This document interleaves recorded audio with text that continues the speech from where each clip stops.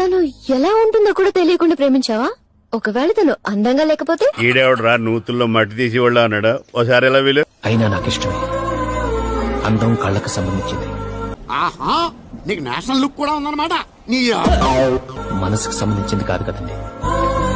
తన మనసు మాత్రం చాలా అందమైందని నాకు అర్థమైంది. మనసా? అది మడిచి అది చాలు. సరే సరే, ఇదంతా ముందే చెప్పొచ్చు కదా. దున్నపోతలో ఏదో బాడీ వేసుకుని ఏదో అసలు చిచ్చి. ఇంకా ఎందుకు టైం వేస్ట్ చేస్తావు? త్వరగా వెళ్ళు. Thank you so much. నేను ఇప్పుడే రెడీ అయి వెళ్తాను. లాభం లేదు.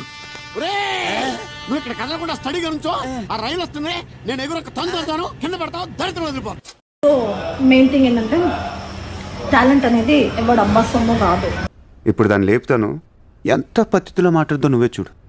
నేను బోర్న్ అండ్ బాటప్ అయింది ఒక మోడర్న్ కల్చర్ ఫ్యామిలీ నుంచి. సో నాకు ఎథిక్స్, రిచువల్స్, ట్రెడిషన్స్ అన్నీ తెలుసు. ఆ మాట నువ్వు చెప్పకూడదు. ఎందుకు చెప్తున్నా? ఆ మాట నువ్వు చెప్పకూడదు.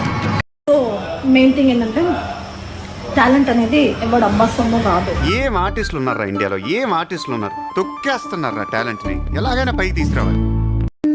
అందంగా ఉండక్కర్లేదు, డబ్బు లేకపోయినా ఓకే. Hello aunty. ఆంటీ కాదు అమ్మాయి. అమ్మాయా? ఫిగర్ చూసి కొంచెం కన్ఫ్యూజ్ అయ్యానండి. కానీ నేనంటే చాలా కేరింగ్ గా ఉండాలి. నెత్తినట్టేసుకుంటా. మళ్ళీ లావవు. అలా అని ఆర్టిఫిషియల్ గా ప్రేమ చూపకూడదు. అలాగే చేద్దాం. దానికే శాంతి శాంతి అనిపించావే.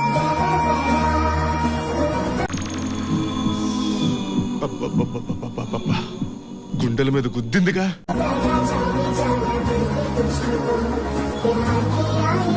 దీన్ని చూసావా? ఇప్పుడే సానబట్టిన ఇత్తడి కత్తెరలాగా ఎలా దగదగలాడిపోతుందో.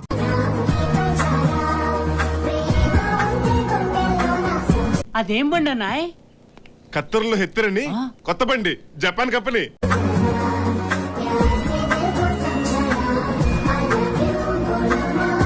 పాప జాగ్రత్త. కొంతమందిని కట్టుకుంటే సరిపోద్ది, కొంతమందిని కట్టేసుకుంటేనే కుదురుద్ది.